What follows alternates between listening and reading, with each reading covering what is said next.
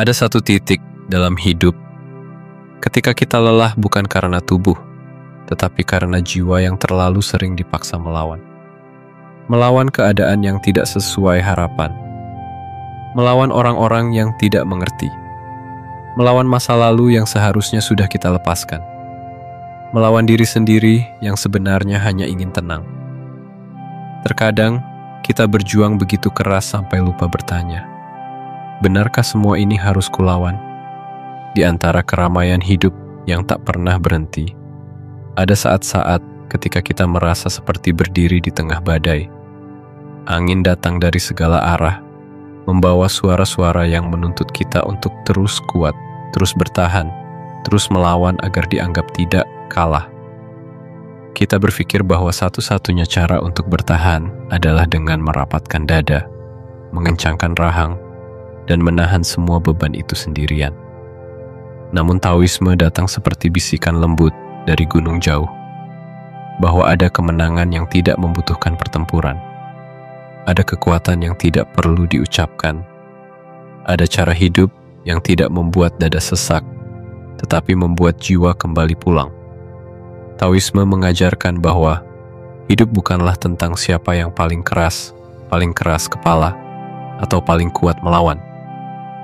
Justru yang lembutlah yang lebih bertahan lama. Yang tidak memaksa justru lebih jauh melangkah, dan yang memilih tenang seringkali adalah yang akhirnya menang. Bayangkan air. Ia tidak pernah melawan batu. Ia hanya mengalir. Ia tidak menantang bentuk dunia. Ia hanya mengikuti. Namun dari waktu ke waktu, justru air yang membentuk batu, bukan sebaliknya. Begitulah hidup tanpa beban. Bukan berarti tidak ada tantangan, tetapi kita tidak lagi menghabiskan energi untuk perang yang tidak perlu. Kita tidak lagi menanggung luka yang tidak harus kita bawa. Kita tidak lagi menegangkan diri hanya untuk mengejar pengakuan yang sebenarnya tidak memberi apa-apa untuk batin. Pendahuluan ini mengajakmu masuk ke dalam sebuah ruang yang lebih hening dari pikiranmu sendiri. Ruang tempat kita belajar bahwa tidak melawan bukan berarti kalah, tetapi memilih kemenangan yang lebih dalam, lebih halus, dan lebih tahan lama. Dan sebelum kita masuk lebih jauh, aku ingin bertanya pada dirimu yang sedang menonton dan mungkin sedang lelah pada hidup. Apakah ada sesuatu dalam hidupmu yang selama ini terus kamu lawan?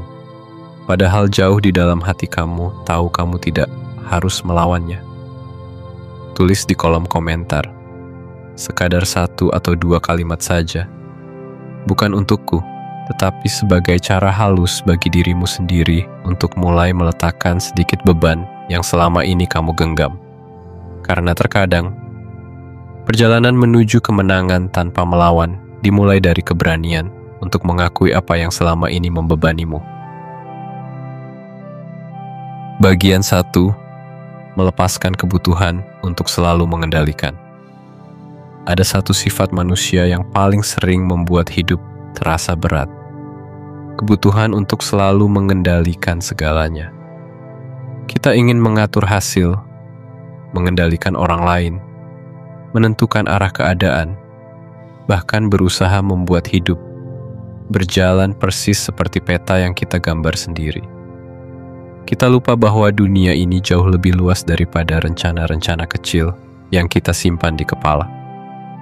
Taoisme mengajarkan bahwa beban hidup sering bukan datang dari masalahnya, tetapi dari cara kita menggenggam masalah itu terlalu keras. Ketika sesuatu tidak berjalan sesuai ekspektasi, kita langsung merasa terancam. Ketika seseorang tidak bersikap seperti yang kita harapkan, kita langsung kecewa. Ketika keadaan berubah tiba-tiba, kita merasa kehilangan kendali dan mulai melawan. Padahal hidup, dengan segala misterinya, tidak pernah tunduk pada kemauan siapapun. Ia bergerak dengan ritme sendiri. Ia berputar dengan caranya sendiri. Dalam bahasa Tao, hidup mengikuti Tao. Alur alam yang tak bisa ditebak, tapi selalu punya harmoni tersendiri. Dalam kondisi seperti ini, kebiasaan melawan justru membuat kita letih. Semakin keras kita mencoba mengatur, semakin sering kita terluka. Semakin kita ingin memaksa, semakin jauh kita dari kedamaian Taoisme, mengajak kita meresapi kenyataan sederhana ini, bahwa hidup bukan sesuatu yang harus dikontrol, melainkan sesuatu yang harus diiringi. Ibarat orang yang memegang pasir terlalu kuat di genggaman. Semakin digenggam, semakin banyak pasir yang jatuh. Tapi ketika tangan dibuka, pasir tetap berada di tempatnya. Begitu pula hidup. Seringkali hal-hal paling berharga justru bertahan ketika kita tidak menggenggamnya dengan ketakutan. Melepaskan kebutuhan untuk mengendalikan bukan berarti pasrah. Ini tentang menyadari bahwa tidak semua hal harus diseret dengan tenaga.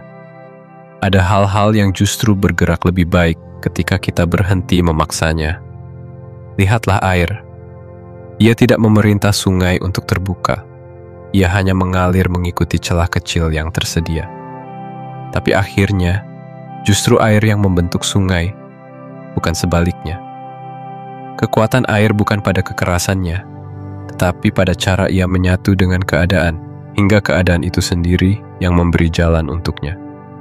Begitu pula manusia, ketika kita berhenti memaksa dunia mengikuti keinginan kita mulai menemukan pintu-pintu kecil yang selama ini tertutup oleh ketegangan batin kita sendiri. Ketika kita berhenti terseret oleh obsesi untuk mengontrol, kita mulai melihat arah yang selama ini disembunyikan oleh kecemasan.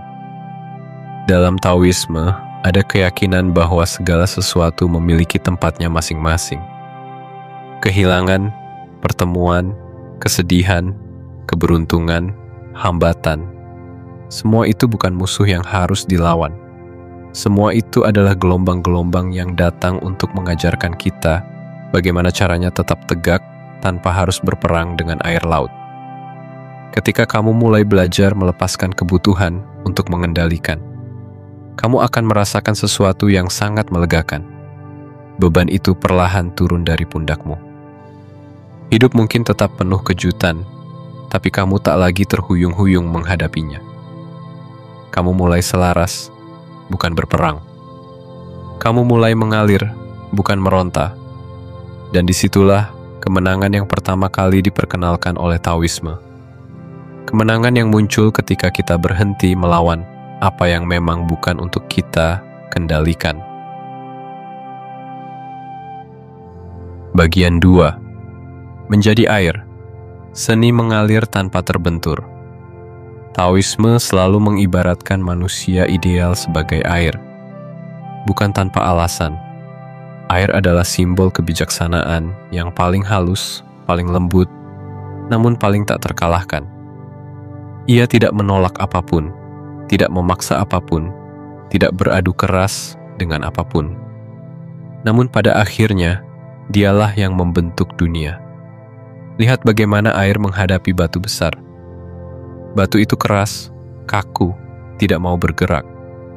Air tidak memukulnya, tidak mencoba menembusnya, tidak memaksakan diri. Air hanya mengalir melewati sisi yang paling kecil, yang paling tak terlihat, lalu perlahan tapi pasti membentuk jalannya sendiri. Disinilah rahasia Taoisme yang terdalam ditemukan. Kekuatan terbesar tidak selalu datang dari perlawanan, tetapi dari kemampuan untuk mengikuti alur tanpa kehilangan diri. Air tidak pernah kehilangan identitasnya hanya karena ia masuk ke dalam wadah apapun. Ia bisa berbentuk bulat, persegi,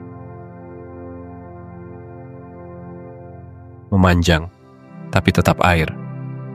Kehidupan mungkin menempatkan kita dalam berbagai situasi. Pekerjaan yang berat, hubungan yang rumit, tekanan pikiran, tuntutan keluarga. Tetapi kita tetap dapat menjadi diri sendiri tanpa perlu bersikap keras untuk mempertahankannya. Air lembut, tetapi tidak lemah. Air mengikuti, tetapi tidak takluk. Air berubah bentuk, tetapi tidak berubah hakikat. Inilah yang dimaksud Taoisme ketika mengatakan bahwa yang lembut mengalahkan yang keras. Lembut bukan berarti menyerah, tetapi memilih cara yang lebih bijaksana. Lembut berarti menggunakan energi seperlunya, tanpa pemborosan, tanpa kekerasan yang sia-sia. Lembut berarti tetap bergerak meski perlahan, tetapi pasti. Kita sering merasa tertekan karena selalu ingin menjadi keras, selalu menang, selalu benar, selalu tegas, selalu kuat. Padahal kekuatan yang seperti itu justru mudah patah. Bambu yang kaku mudah patah dihantam angin. Namun rumput yang lentur akan membungkuk sebentar, lalu kembali tegak setelah badai berlalu. Mengalir bukan berarti membiarkan hidup menindas kita. Mengalir adalah seni untuk tetap melangkah tanpa menimbulkan luka baru pada diri sendiri. Mengalir adalah kemampuan untuk menerima arah angin tanpa kehilangan arah hati. Dalam kehidupan sehari-hari, menjadi air berarti tidak memaksakan orang lain berubah untuk membuat kita nyaman. Tidak menghabiskan energi untuk melawan hal-hal kecil yang tidak menentukan hidup kita. Tidak menumpuk kemarahan yang tidak menyelesaikan apa-apa. Tidak terpancing untuk selalu membuktikan diri. Tidak merespon setiap gangguan yang mencoba mencuri ketenangan kita. Air tahu kapan harus diam, kapan harus mengalir, kapan harus turun dari ketinggian, dan kapan harus menunggu di genangan kecil sebelum menemukan jalur berikutnya. Air tidak panik, karena ia percaya bahwa pada akhirnya ia akan sampai ke laut. Begitu pula kita. Ketika kita menjadi seperti air, kita percaya bahwa setiap hambatan bukan untuk dihancurkan, tetapi untuk diarungi. Dan setiap jalan yang terasa buntu sesungguhnya hanyalah pintu untuk arah lain yang belum kita lihat. Mengalirlah, karena air tidak pernah gagal menemukan jalannya. Dan ketika kita berhenti melawan dan mulai mengalir, beban hidup itu pelan-pelan larut, dan kemenangan datang dengan sendirinya. Bagian 3. Diam yang menjernihkan. Kekuatan yang tidak terlihat. Dalam kehidupan modern, kita sering mengira bahwa kekuatan terletak pada suara yang paling lantang, pada tindakan yang paling cepat, pada respons yang paling agresif. Kita diajarkan untuk bereaksi secepat mungkin, seolah diam adalah tanda kelemahan. Padahal dalam Taoisme, diam adalah salah satu bentuk kekuatan paling dalam. Diam bukan berarti tidak berkata-kata. Diam bukan berarti pasif. Diam bukan berarti membiarkan hidup menginjak-injak kita. Diam dalam Taoisme adalah keheningan batin. Keadaan ketika pikiran berhenti berlari dan hati berhenti mengobarkan perang melawan dirinya sendiri. Di dunia yang penuh suara, diam adalah bentuk perlawanan yang paling halus. Di dunia yang penuh kesibukan, diam adalah rumah tempat jiwa pulang. Di dunia yang penuh tekanan, diam adalah ruang di mana kita kembali menjadi manusia, bukan mesin. Bayangkan sebuah danau yang permukaannya tenang. Ketika airnya tidak bergolak, kita bisa melihat pantulan langit dengan jelas. Awan, gunung, cahaya matahari, semuanya terlihat jernih. Namun ketika permukaannya berkecamuk, pantulan itu hilang. Bukan karena langitnya berubah, tetapi karena airnya kehilangan ketenangannya. Begitulah batin kita. Ketika kita gelisah, marah, panik, atau dipenuhi ketakutan, kita melihat dunia dengan kabur keputusan kita buruk. Hati kita berat, langkah kita tersesat. Taoisme mengajarkan bahwa ketenangan bukan datang ketika masalah pergi, tetapi datang ketika batin berhenti melawan keadaan. Kita tidak selalu bisa mengontrol apa yang terjadi, tetapi kita bisa mengontrol bagaimana batin menyikapinya. Dalam diam, ada ruang untuk melihat kenyataan apa adanya, tanpa dipelintir oleh emosi. Dalam diam, kita mendengar suara-suara kecil yang selama ini dikalahkan oleh kebisingan pikiran. Dalam diam, kita menyadari bahwa banyak hal yang membuat kita takut sebenarnya hanyalah bayangan yang diperbesar oleh pikiran yang berlarian tanpa arah. Ketika kita diam sejenak, meski hanya beberapa detik, Energi yang tadinya meloncat-loncat seperti kuda liar, tiba-tiba menjadi jinak. Dalam diam, kita tidak lagi terbawa arus emosi orang lain. Kita tidak lagi terpancing untuk bereaksi berlebihan. Kita mulai memilih dengan jernih, bukan dengan tergesa. Diam juga adalah cara paling lembut untuk menjaga diri dari konflik yang tidak perlu. Tidak semua pertarungan layak diikuti. Tidak semua hinaan layak dibalas. Tidak semua provokasi layak ditanggap. Ada kemenangan yang hanya bisa dicapai oleh mereka yang mampu diam, bukan karena mereka kalah, tetapi karena hati mereka telah berada satu tingkat di atas pertempuran itu. Dan ketika kita mulai memahami keindahan diam, kita memasuki tahap lain dalam kebijaksanaan Taoisme, bahwa seseorang hanya bisa melihat jalan hidupnya dengan benar ketika hatinya tidak lagi berisik. Diam adalah jembatan menuju kejernihan. Kejernihan adalah jembatan menuju keputusan yang tepat. Dan keputusan yang tepat itulah yang pada akhirnya membawa kedamaian dan kemenangan. Bagian 4. Selaras dengan perubahan. Berjalan bersama kehidupan, bukan melawannya. Salah satu penyebab beban terbesar dalam hidup adalah keengganan kita menerima perubahan. Kita ingin segala sesuatu tetap sama, tetap aman, tetap stabil, tetap sesuai dengan zona nyaman yang kita bangun dengan susah payah.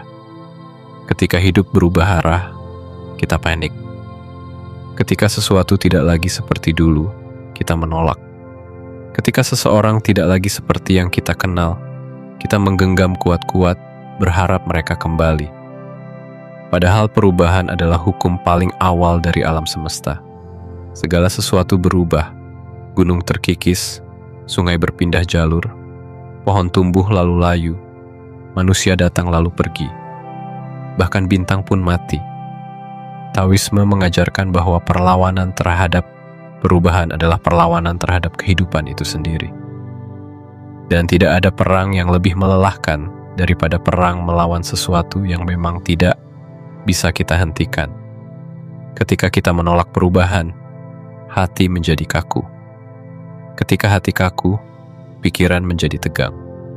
Ketika pikiran tegang, tubuh ikut menanggung bebannya. Dan akhirnya, hidup terasa seperti pertarungan panjang yang tidak ada akhir. Sebaliknya, ketika kita berjalan selaras dengan perubahan, kita menemukan bahwa kehidupan justru menjadi lebih ringan.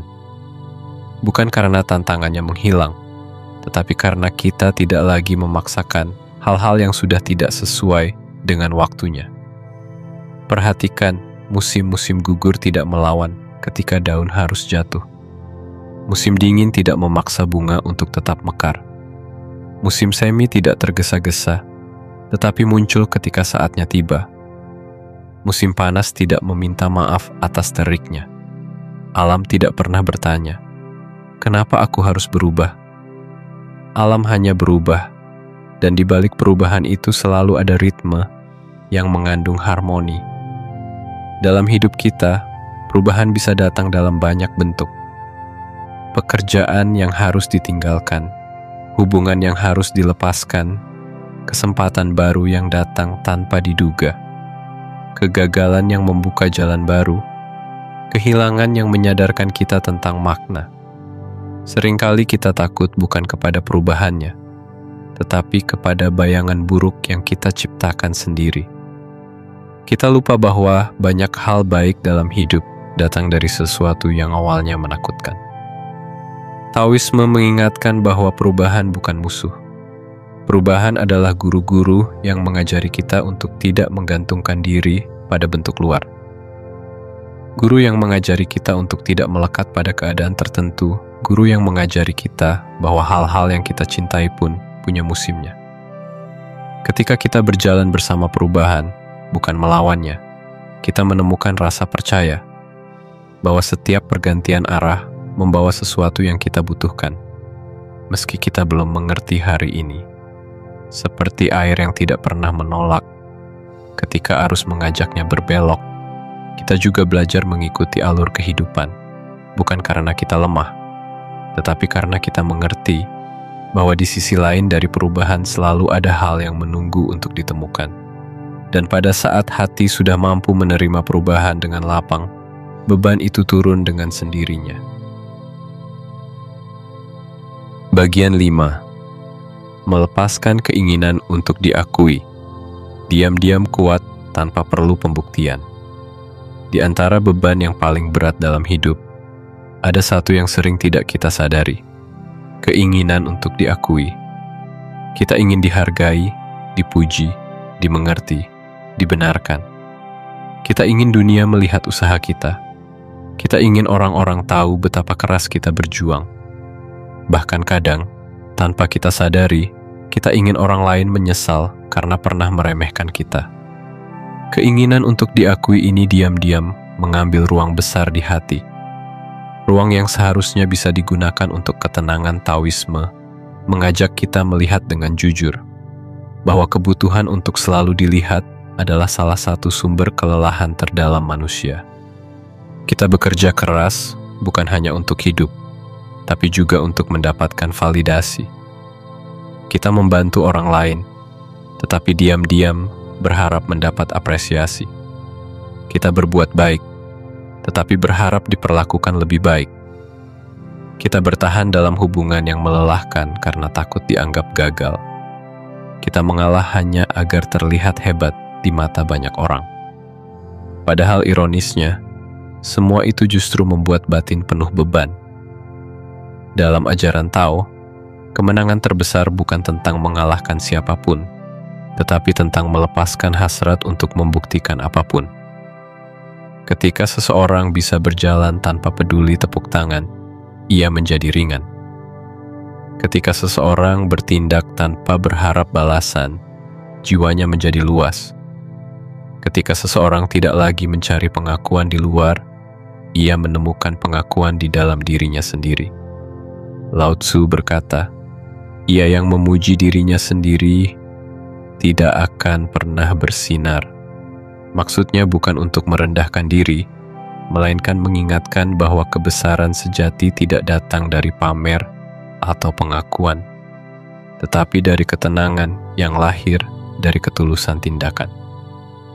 Ketika kita berhenti mencoba terlihat hebat, kita justru menjadi hebat dengan sendirinya. Mereka yang benar-benar kuat tidak merasa perlu menunjukkan kekuatannya. Mereka yang benar-benar bijak tidak merasa perlu selalu terdengar paling benar. Mereka yang benar-benar damai tidak merasa perlu memenangkan setiap debat.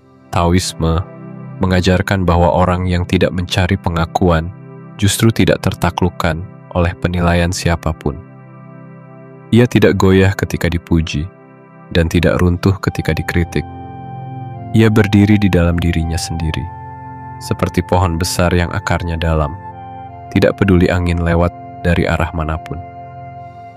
Dalam kehidupan sehari-hari, melepaskan kebutuhan untuk diakui berarti bekerja tanpa harus diberi selamat, berbuat baik tanpa menunggu dilihat, tidak membuang tenaga untuk menjelaskan diri kepada mereka yang tidak mau mendengar, tidak memaksakan diri terlihat kuat di depan mereka yang tidak peduli, menerima bahwa nilai diri kita tidak pernah bergantung pada pendapat orang lain. Ketika kita berhenti mengejar pengakuan, kita menemukan rasa lega yang selama ini tidak pernah kita rasakan.